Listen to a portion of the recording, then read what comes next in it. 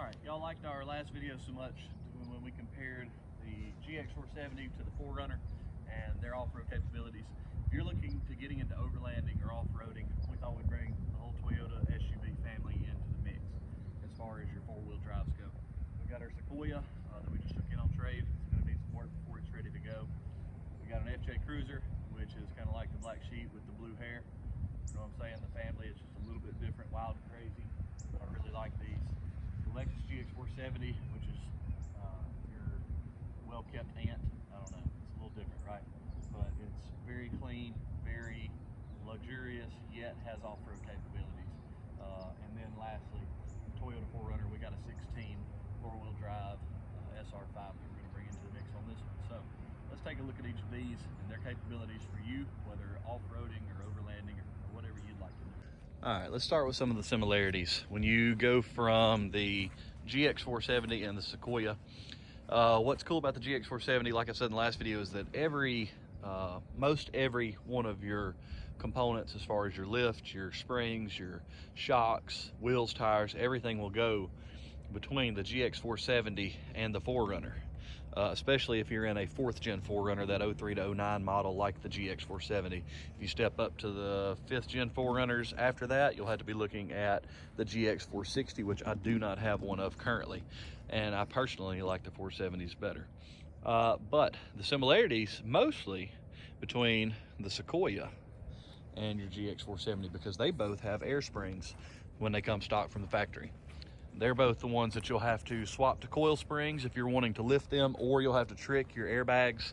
I personally don't like that option, but you can do that. You can trick the airbags and just lift the front. You can put spacer lifts under your struts. You can actually put a lift spring and lift strut assembly up front and just trick your rear airbags. That's what has been done on this Sequoia. This Sequoia, we originally sold a while back and we had just done the airbag trick. I don't like that, but it's what the customer was okay with. Recently, the customer wanted to trade back into a pickup, so we traded him into a pickup, and as you can see, the rear airbags are failing. So we will be putting a lift spring assembly on this one. What's cool about the Sequoias, if I can get into this thing, and it is nasty, I have not touched it since we trade in, is you've got a fully removable 2nd row and a fully removable 3rd row. Again, I haven't touched this one. So what you see is how I got it. But got a lot of work to go on this Sequoia. But when you move over the rear lift gate, well, this one actually is broken, but it will lift up.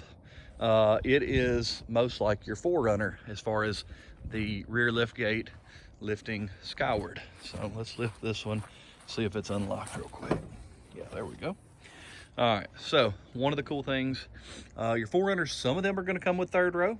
I've got a blue one, 2015 model, that has 3rd row. Some of them have the slide out deck.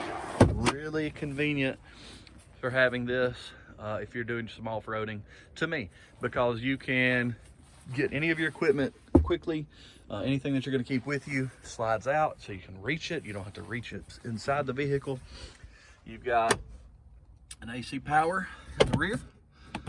You've got a regular DC power if you need that.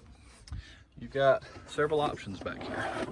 So I do enjoy the 4runner for that, but that's the 4runner and the Sequoia.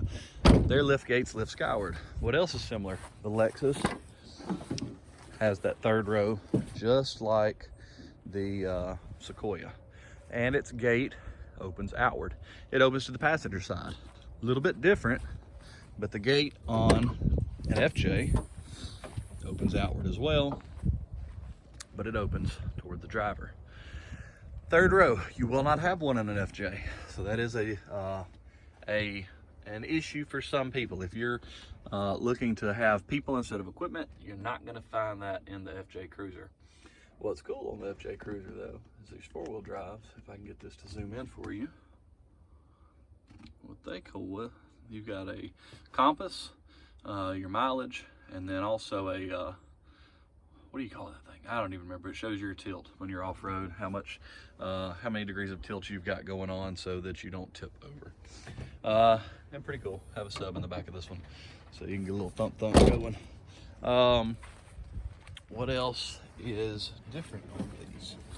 Well, the 4runner and the FJ, the newer ones anyway, they can have, let's see, you can have a rear locking differential. Some, I think, had aftermarket front lockers.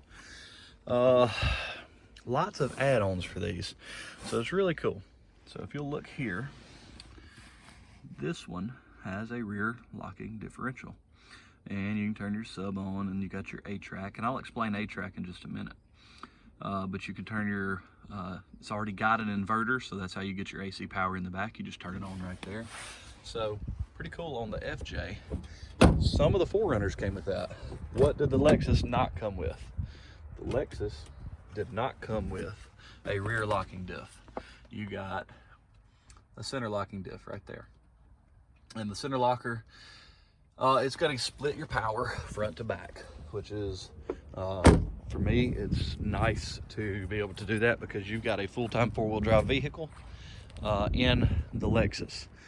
Some of your 4runners came with full-time four-wheel drive, mostly in the Limiteds and mostly in the 5th gen, if I'm correct there.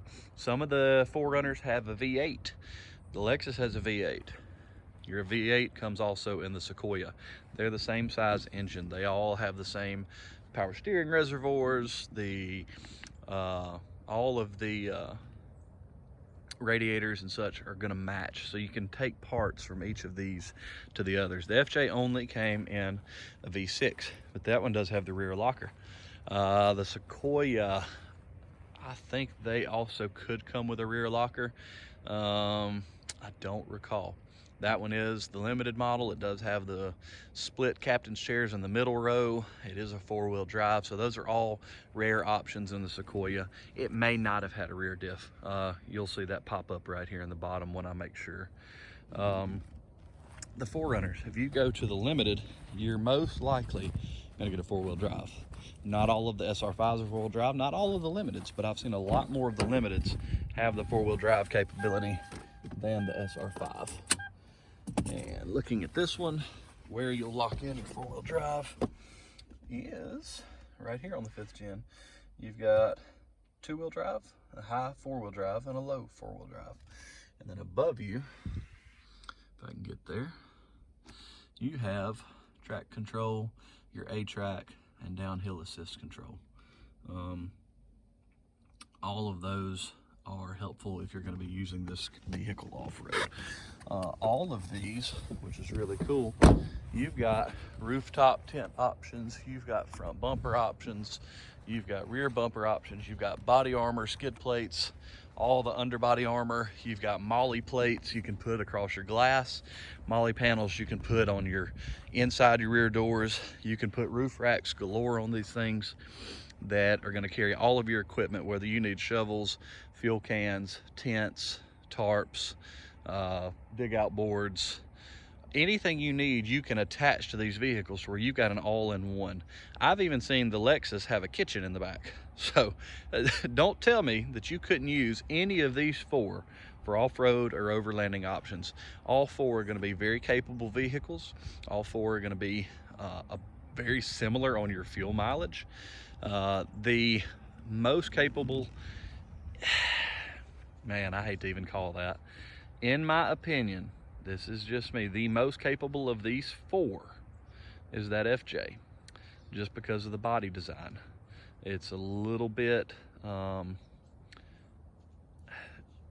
me, you can fit more stuff inside. It's just a weird, you feel like you're in a spaceship or something from the inside.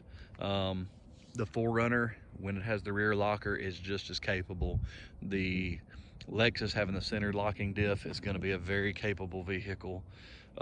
Most of the 4runners did not come with a rear locker, but some of them did, and they are very, very capable off-road vehicles. So let me know what you think in the comments. If you think that this is overkill, maybe you're a Jeep guy or girl, maybe you like something a little different, let me know what you think. I like the comments. I like the connection that you guys have had with us so far. We definitely appreciate it. I hope that you'll give us some more of those likes and comments and subscriptions, and that way we can keep bringing you some good content. So let me know what you think. All right, I said I would explain to you what A-Track is. A-Track is active traction control. It's going to give you almost the same advantage as having a lockable rear or front differential. I said almost. It's not going to give you the same advantage. It's just going to get you in that ballpark. What it does is when your A-Track is engaged and your ABS is functioning, that anti-lock brake system is going to automatically apply a brake to any wheel that starts slipping. Gives you better torque to the wheels that are still pulling, and gives you that advantage that you're looking for when you've got a wheel off the ground. The brake gets applied automatically. You don't have to worry about it. So that's what your A-Track does for you, and that comes standard on a lot of your Toyota four-wheel drive vehicles. Definitely appreciate you guys. I hope that you will continue to like, subscribe, and share. We just hit over 300 subscribers. We're looking to try to hit 1,000 soon. We appreciate you guys.